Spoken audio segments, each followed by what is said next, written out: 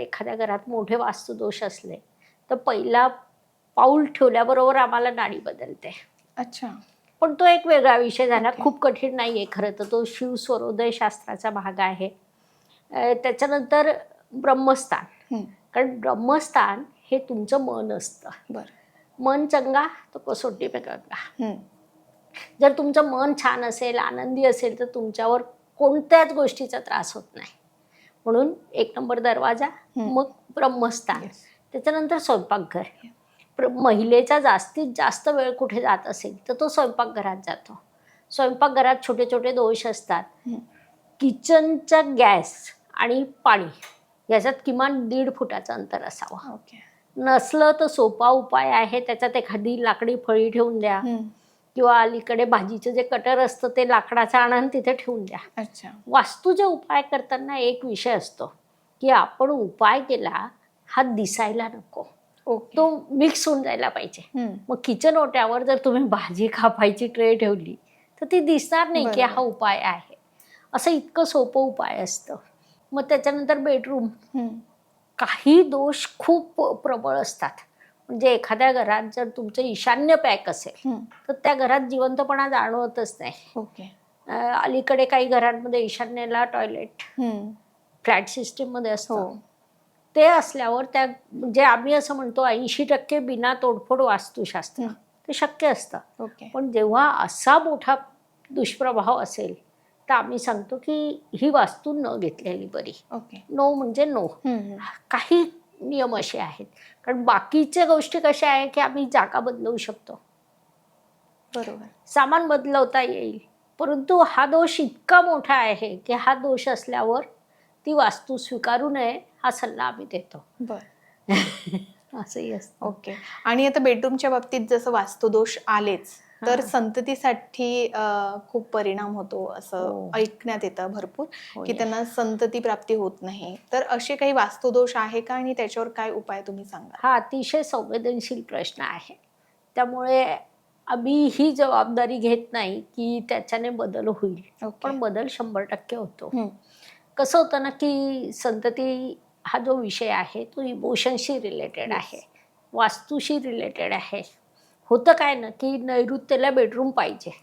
मग नैऋत्येला लोक बेडरूम घेतात आणि त्यांचं असं म्हणणं असतं झालं आमचं घर वास्तुशास्त्राप्रमाणे. तसं नाही आहे. बेडरूममध्ये तुम्ही काय ठेवलं.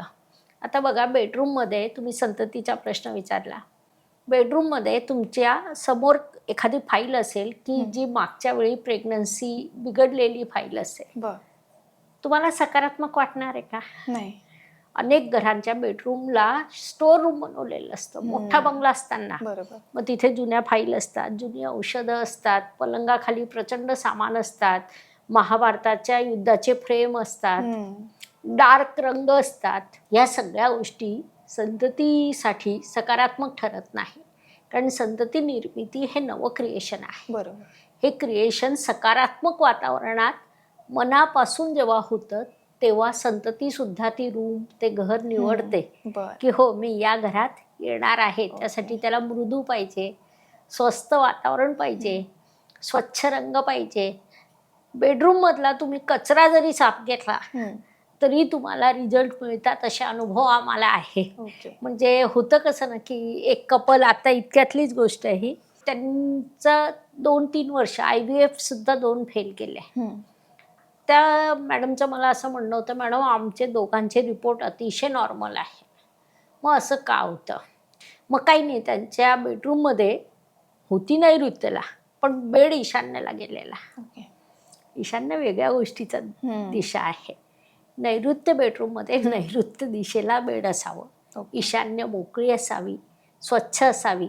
तिथे कोणतंही वजन नको, असे फोटो नको की ज्यामुळे नकारात्मकता निर्माण होईल. इस्त्री, वायर, जुने कपड्यांचे गठ्ठे. तिला स्टोर रूम बनवलेली असते. ती काढली आणि त्याच्यानंतर 8च दिवसात तिचं असं म्हणणं पडलं की जेव्हा डॉक्टर मला असं बोलले की तुम्ही नॉर्मल आहात तेव्हा आनंद झाला. पण त्यापेक्षा जास्त आनंद आता होतोय कारण आता आम्हाला बेडरूममध्ये प्रसन्न वाटतंय. एक दोघांशी बोलायला एक सकारात्मक वातावरण निर्माण होतं. दोघं गप्पा करतात आणि त्याच्यानंतर भविष्याची नांदी तिथे निर्माण होते. ओके. जसं आता तुम्ही सांगितलं की बेडरूम मध्ये या गोष्टी नसाव्यात, तर ह्या गोष्टी खरंच कारणीभूत ठरतात का गर्भधारणेसाठी?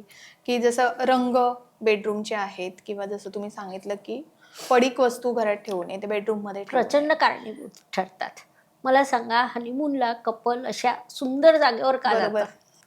बरोबर. मग जावं त्यांनी अशा डार्क रंग असलेल्या एखाद्या खोलीत. Yes. नाही होत तसं. ओके. काही गोष्टी कसं होतं ना, इंटिरियर हम्म. आणि वास्तुशास्त्र. इंटिरियर डोळ्यांनी दिसतं, हो, वास्तुशास्त्र हे ऊर्जेतून जाणवतं. बरोबर. इंटिरियरचे रोज नियम बदलतात, हो. वास्तूचे कायम राहतात. इंटिरियर खूप पैसा खर्च करून तुमच्या दृष्टीला सकारात्मक बनवते आणि वास्तुशास्त्र तुमच्या मनाला सकारात्मक बनवतं. जेव्हा तुमचं मन सकारात्मक होतं, तुम्ही दोघं एकमेकांसोबत अटॅच होतात, तुमचं कुटुंब वृद्धीची आतून इच्छा तयार होते. महाभारताच्या युद्धाचे फोटो पाहून कुटुंब वृद्धीची बरोबर. इच्छा होईल का? नाही. जुने दवाखान्याच्या फाईल पाहून इच्छा नाही होईल होणार. का? बरोबर. एवढं ते सोपं आहे, त्याचा Yes. 100% प्रभाव होतो. पण हा विषय सेन्सेबल आहे. आम्ही म्हणतो मेडिकल सोबत हे उपाय करा, ओके. कारण हे उपाय अतिशय सोपे आहे, सहज होतात आणि त्याचा जेव्हा त्यांच्यावर प्रभाव होतो आणि त्यांचे जेव्हा आम्हाला सकारात्मक फोन येतात, मेसेज येतात. आता माझ्या मोबाईल समोर पडला आहे, जेव्हा क्लायंटच्या प्रतिक्रियांचे जर तुम्ही मेसेज वाचले ना, इतकं मनाला समाधान वाटतं की हो. आपण जे करतोय ते खूप पॉझिटिव्ह कार्य आहे. नक्कीच. कारण इथे त्यांचा पैसेच खर्च झालेले नसतात. हो. आता याच्यावर एक गंमत सांगते, तेच माझं उदाहरण आहे. एका ठिकाणी वास्तू पाहायला गेलो होतो आम्ही, जळगावला. जुनी घरं जी असतात, माळोची असतात, हो. त्या घरात गेलो, पाऊल ठेवल्यापासून प्रचंड जडत्व, सगळीकडे माळोचे आणि गचागच गचागच भरलेले. त्यांना म्हटलं याच्यात काय आहे? वस्तू आहे, लागतील कधीतरी म्हणून ठेवले आहे. म्हटलं एक काम करा, मी आता जाते, आता मी वास्तू पाहत नाही तुमची, 8 दिवसांनी येईल, हे सगळं विकून टाका. ते पाहिलं त्यांनी. पण कसं होतं ना, की ज्यांची श्रद्धा असते, विश्वास होता Yes. त्यांना की मी जे सांगते त्याला काही तर अर्थ आहे. त्यांनी ते विकून टाकलं. 33,000 रुपये त्यांना आले. त्यांनी सांगितलं भंगार विक्रीचे 33,000 रुपये. म्हणजे विचार करा त्यांनी किती साठवलं असेल. आणि त्याच्यानंतर त्यांचा जो व्यवसाय वाढला, त्यांना जे पहिलं डील मिळालं, आता हे योगायोग म्हणा की काय म्हणा, तो 33 लाखाचा मिळाला. अरे वा. म्हणजे कदाचित मे बी योगायोग हो. असेल, पण 33,000 भंगाराचे आले हम्म. आणि 33 लाखाचं डील मिळालं. त्यामुळे ते इतके खुश झाले, त्यांच्या लक्षातच आलं नाही. काय होतं ना, की आमची पिढी किंवा आमच्या अगोदरची पिढी अशी एक भावना असते, वस्तू आहे ना, ठेवा कधीतरी उपयोगात येईल. बरोबर. आणि वास्तुशास्त्र सांगतं अशी वस्तू की जी तुम्ही गेले 4 वर्ष टच केलेली नाही आहे, ती घरात ठेवू नका. ओके. वस्तूला भावना आहेत. वस्तूकडे जेव्हा आपण पाहतो तेव्हा ती रिॲक्ट करते. हो. हे आता क्वांटम फिजिक्समध्ये आलं आहे, म्हणजे हे आपल्या शास्त्राने वेदांमध्ये लिहिलं आहे. बरं. आणि क्वांटम फिजिक्सने ते आत्ता मान्य केलं की वस्तूकडे पाहिल्यावर वस्तू तिचं रूप बदलते वेव्हजमधून. म्हणजे आपलं शास्त्र किती प्रगत आहे. येस. खूप वेळा नमन करावं असं वाटतं. त्या ऋषीमुनींनी कोणत्या आधारावर ते शोधलं होतं? 18 ऋषीमुनी जे आपले होते मुख्य, त्यांनी त्या काळात हे शोधलं होतं की वस्तूकडे बघितल्यावर वस्तू रूप बदलते. आणि आज ते सिद्ध होत आहे. तर या सगळ्या वस्तू आपल्याला सकारात्मक नकारात्मक प्रभाव देतात. खूप वेळा वास्तुदोष हा फक्त वस्तुदोष असतो. ओके. म्हणजे अतिरिक्त साठवलेल्या वस्तूमुळे वास्तुदोष तो निर्माण होतो. बरोबर. आणि त्या वस्तू आपण अगोदर वापरलेल्या असतात, मग त्यांना सरकून दिलेलं असतं, त्यामुळे ते कुठेतरी त्याचे नकारात्मक प्रभाव तुमच्यावर बरोबर. येतात. हे शास्त्र अतिशय प्रबळ आहे, अतिशय उपयुक्त आहे. आता उपायांमध्ये आपण 4-5 उपाय दिले, येस. अजून काही उपाय आहे. कारण हे शास्त्र कसलं आहे की वारा, अग्नी, जल यांचं योग्य संतुलन निसर्गाला अनुसरून असलेलं. आता पाणी जर तुम्ही म्हणाल तर अंडरग्राऊंड वॉटर जेव्हा आपण साठवतो तर ते ईशान्येला असावं. ओके. आणि ओव्हरहेड वॉटर जेव्हा साठवतो तर ते पश्चिमेला असावं. बर.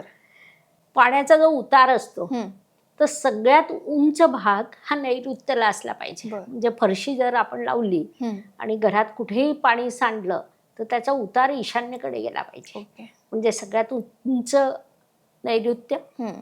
मग आग्नेय, वायव्य आणि सगळ्यात खोल ईशान्य. ओके. एवढे असे सोपे सोपे नियम आहे. हा हम्म. खूप मोठा उपाय आहे. बर. हा जेव्हा आपण उपाय करतो तर घरात पैशाचा फ्लो वाढतो. ओके. ब्रह्मस्थान मोकळं केलं की मन शांत होतं, मन सकारात्मक होतं, कारण ब्रह्मस्थान हे तुमचं मन आहे. बेडरूम्स तुम्ही उत्तम केली हम्म.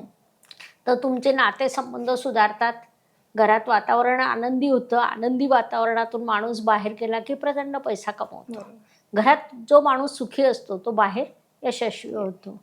एवढा तो सोपाच हो. नियम आहे. आणि वास्तुशास्त्र दुसरं काहीच नाही आहे. हवा पाणी यांचं योग्य संतुलन ठेवणं. जसं आता आपण वास्तूमध्ये हे सर्व चेंजेस केलेत तरी आपल्याला जर फरक जाणवला नाही तर आणखी कुठल्या साध्या घरच्या घरी करता येईल अशा रेमेडीज आहेत का? खूप आहेत. काही 2-3 सांगू शकता सांगते तुम्ही? ना. सगळ्यात महत्त्वाचं म्हणजे आपल्या काही चुका असतात. दाराच्या मागे आपण चपला लावून ठेवतो. कॅलेंडर ते काढून टाका. बरं.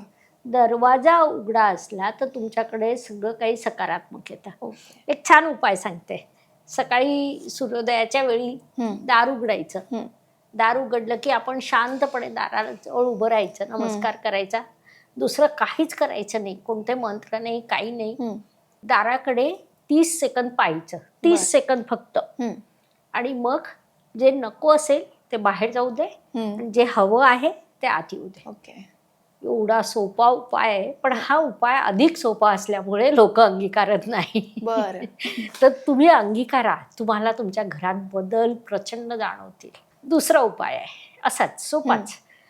सकाळी झोपेतून उठलात, मी तुम्हाला एक प्रश्न विचारते. अगोदर भारतातला सोने की चिडिया म्हटलं जायचं. हो. खूप प्रचंड पैसा होता. बरोबर. का होता? कारण आपलं दैनंदिन आयुष्य तसं होतं. बरोबर. आपल्याकडे वास्तुशास्त्र, ज्योतिषशास्त्र अंगीकारल्या जात होतं. त्यातलीच एक पद्धत आहे. सकाळी झोपेतून उठलं, दोन्ही हात, हो, कराग्रे वसते लक्ष्मी, कर्मदे सरस्वती, करमुळे तू गोविंदम. सगळं झालं ना, लक्ष्मी सरस्वती गोविंदम. त्याच्या पलीकडे एक गोष्ट सांगते. जेव्हा आपले असे हात असतात तेव्हा इथे अर्धचंद्र तयार होतो. हा अर्धचंद्र तुम्हाला सांगतो की तुमचं आरोग्य कसं आहे. बरं. जर ह्या अर्धचंद्र केल्यानंतर बोट लहान मोठं जाणवलं तर समजून घ्या तुमची नाडी बिघडली आहे आणि आता तुम्हाला अपचन होईल. अच्छा. ढेकर येतील, त्रास होईल.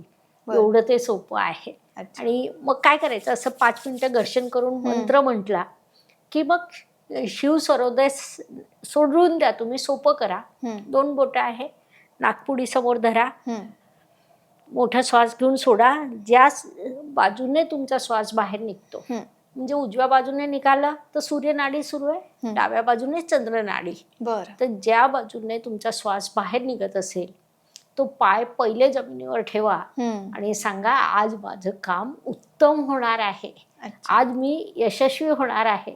तुम्ही 100 काय 110% यशस्वी होता. उत्तम. याच्यापेक्षा सोपा उपाय काय असणार. आणि हे आपल्या ग्रंथांमधले उपाय आहे. अजून एक सांगते. मोरपीस. मोरपीस आणा किंवा मोरपीसची फ्रेम मिळते. 8-10 मोरपीस आणा.